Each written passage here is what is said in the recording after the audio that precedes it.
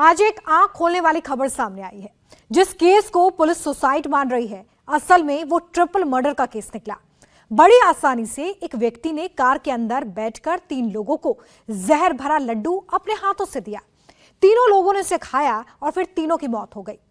मौत का ये लड्डू इन लोगों ने इस लालच में खाया कि इसे खाते में पैसे की बारिश होगी। जो 2 लाख रुपए वो अपने साथ ले गए थे, वो 2 करोड़ में बदल जाएंगे। यह खबर किसी गांव, कस्बे या छोटे शहर की नहीं है। यह देश की राजधानी दिल्ली का मामला है, जहां एक तांत्रिक के चमत्कार के झांसे में 3 लोगों ने अपनी जान भी गंवाई और पैसे भी। 200 करोड़ की प्रॉपर्टी वाला बिजनेसमैन, उसका पार्टनर और एक महिला कैसे इस तांत्रिक के जाल में फंसे, इस रिपोर्ट में देखेंगे तो आपको पूरी कहानी समझ आ जाएगी।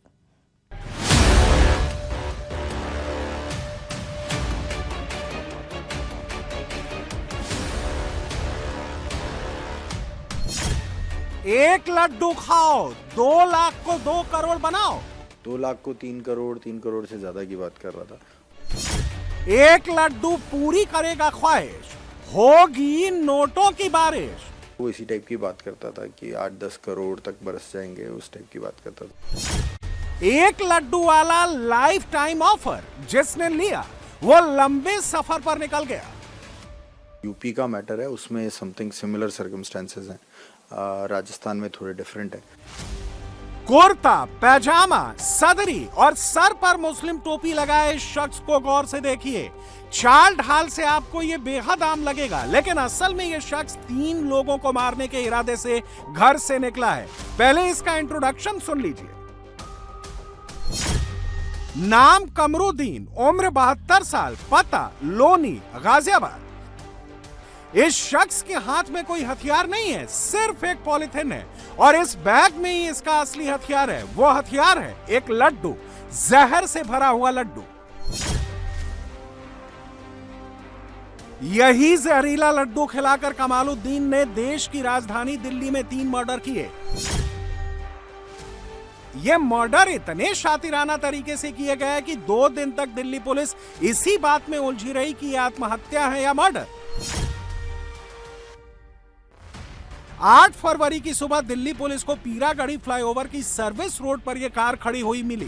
कार के अंदर 2 पुरुषों और एक महिला की लाश मिली। महिला और एक पुरुष की लाश पिछली सीट पर और एक पुरुष की लाश ड्राइविंग सीट पर थी। कार के अंदर कोल्ड ड्रिंक और शराब की बोतल के साथ 3 ग्लास भी मिले थे। मरने वालों की पहचान शिवनरेश, रणधीर और लक्ष्मी के रूप में हुई। शिवनरेश और रणधीर प्रॉपर्टी का काम करते थे। शुरुआत में पुलिस ने इसे सुसाइड या दम घुटने से मौत का मामला मान लिया, लेकिन मरने वालों का परिवार सुसाइड की थ्योरी पर यकीन करने को राजी नहीं था। पुलिस को भी एक बात खटक रही थी कि जब कार में 3 लोग थे तो ड्राइवर के बगल वाली सीट क्यों खाली थी। पुलिस ने इसी थ्योरी पर केस को आगे बढ़ाया। सीसीटीवी फुटेज, टेक्निकल एनालिसिस और काफी खोजबीन के बाद पुलिस को पता चला कि कार में एक चौथा शख्स भी था। इन्हीं सुरागों की डोर पकड़कर दिल्ली पुलिस कमरुद्दीन तक पहुंच गई। पता चला कि कमरुद्दीन ने तांत्रिक बनकर जाल बिछाया। पहले लक्ष्मी इसमें फंसी, फिर इसके जरिए रणधीर और शिवनरेश उसके जाल में आ गए। कमरुद्दीन ने कैसे इन लोगों को फंसाया, उसे भी समझ लीजिए। कमरुद्दीन का दावा था कि वो पैसे की बारिश करा सकता था। 2 लाख रुपए को अपनी ताकत से तुरंत 4 करोड़ में बदल सकता था, यानी तंत्र विद्या से वो पैसों को 100 गुना बढ़ा सकता है। ट्रैप करने का जो मेन तरीका जो अभी तक सामने आ रहा है वो यही है कि ये लोगों को क्योर करने के लिए उनको अगर कोई परेशानी है तबीयत रिलेटेड, तो मोस्टली लोग जो इसके अभी तक हम लोग ने टच किया है वो इसी टाइप की बातें बोल रहे हैं। इसका जो कार्ड है उस पर हर मर्ज की दवा टाइप की चीज़ लिखी हुई है, तो कोई भी परेशान है, दुखी है, तो उस टाइप से आके। लेकिन जो अभी तक लोग आए हैं वो इलनेस रिलेटेड, क्योर रिलेटेड आए हैं, और इसमें भी जिस पर्टिकुलर केस में तो इसी टाइप की चीज़ है। जो भी हमारा इन्वेस्टिगेशन जा रहा था, टेक्निकल एनालिसिस हो या पूछताछ हो या हमारा जो CCTVs का हो, तो उनमें सब में इसका नाम क्रॉप अप हो रहा था। तो that is how we caught him. यह घटना किसी गांव या छोटे शहर की नहीं है, बल्कि राजधानी दिल्ली की है। मरने वाले 3 लोग भी बच्चे नहीं, बल्कि आधी से ज्यादा जिंदगी बिता चुके अनुभवी लोग थे। सवाल यह है कि ये लोग इस पाखंडी कमरुद्दीन की बातों में कैसे आ गए। गाजियाबाद के लोनी इलाके में ये कमरुद्दीन का घर है और इस घर से सटी है एक मजार, कमाल खान की मजार। अब जरा मजार पर लिखे एक एक शब्द को गौर से देखिए। हर मर्ज की दवा, हर दर्द की दवाई। अब मजार के आसपास रखी एक एक चीज को गौर से देखिए। मजार के पास भभूत है, एक पत्थर भी रखा हुआ है। मजार के बगल में एक चाकू रखा गया है। असल में ये मजार ही कमरुद्दीन के ठगी के धंधे का वर्क स्टेशन थी। इस मजार के बहाने ही वो बड़े बड़े दावे करता था। ये दावा तो सिंपल करता था कि मैं किसी भी प्रॉब्लम का सोल्यूशन दे सकता हूँ। सो इट इज़ लाइक हर मर्ज की दवा। तो हर मर्ज की, नॉट ओनली मर्ज बोले तो health problem, but any other आपको परेशानी है तो दैट वाज हिज क्लेम। लेकिन मोस्टली जो जिनसे हमारी बातचीत हुई है वो अपने हेल्थ प्रॉब्लम्स के लिए ज़्यादा इसके पास जाते थे। कमरुद्दीन का दावा था कि वो किसी भी बीमारी का इलाज कर सकता है, परेशानी कोई भी हो उसे खत्म कर सकता है, किसी को भी अमीर बना सकता है। हालांकि आसपास के लोगों के लिए वो सिर्फ एक ऐसा बाबा था जो छोटी मोटी झाड़ फूंक करता था।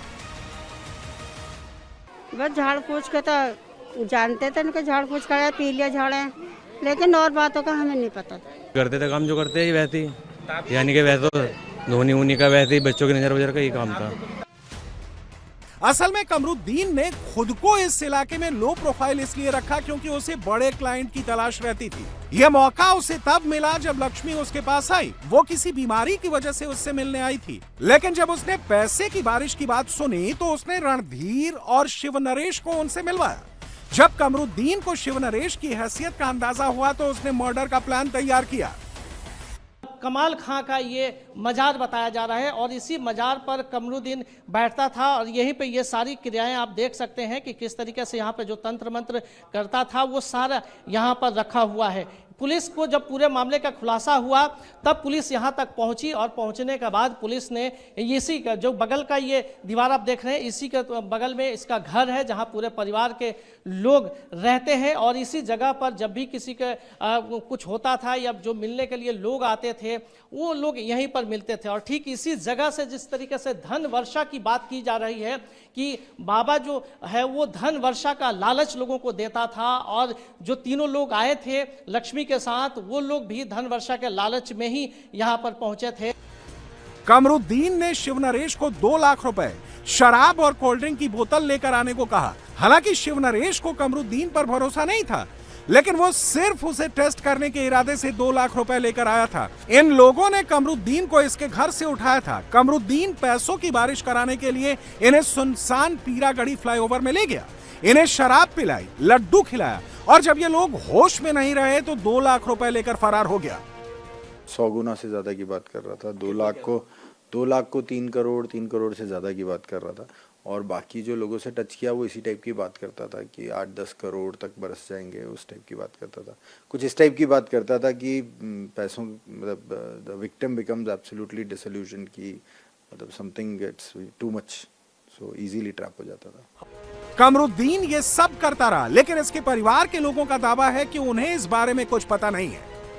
ऐसा तो हमें कुछ नहीं पता, देखो बस इतना सुना था कि ताबीज गंडे करते थे, बच्चों की नजर लग गई, पी लिया होगा, ऐसी चीजें झाड़ा करते थे, वो इतना पता था। अब आगे की जो उन्हें पता पड़ी भैया उन्हें वो जाने और पुलिस वाले जाने, इससे ज्यादा हमें कुछ नहीं पता। अब पुलिस ने कहा जो 3 लोग गाड़ी में मरे थे वो यहाँ पर आए थे, तीनों लोग मैंने नहीं देखे। 8 तारीख की बात है। मैंने वो लोग नहीं देखे यहाँ पे, महिला आई थी 8 तारीख, ना हमने महिला देखी ना हमने वो लोग देखे, क्योंकि हम घर से बाहर ही ना निकलते, हम तो घर में ही रहते हैं। अब भैया वो तो वो ही जान सके उन्होंने खिलाया था कि नहीं खिलाया था, हमें तो पता नहीं। मरने वाला जाने और खिलाने वाला जाने। लेकिन पुलिस ने कमरुद्दीन को गिरफ्तार करने के बाद जब इसकी कुंडली खंगाली तो ये पुराना अपराधी निकला। इन 3 मर्डर से पहले कमरुद्दीन 3 और लोगों की जान ले चुका था। राजस्थान से लेकर उत्तर प्रदेश के फिरोजाबाद में इसके अपराधों के निशान हैं। वहाँ के इन्वेस्टिगेशन से भी हम लोग क्यूज ले रहे हैं।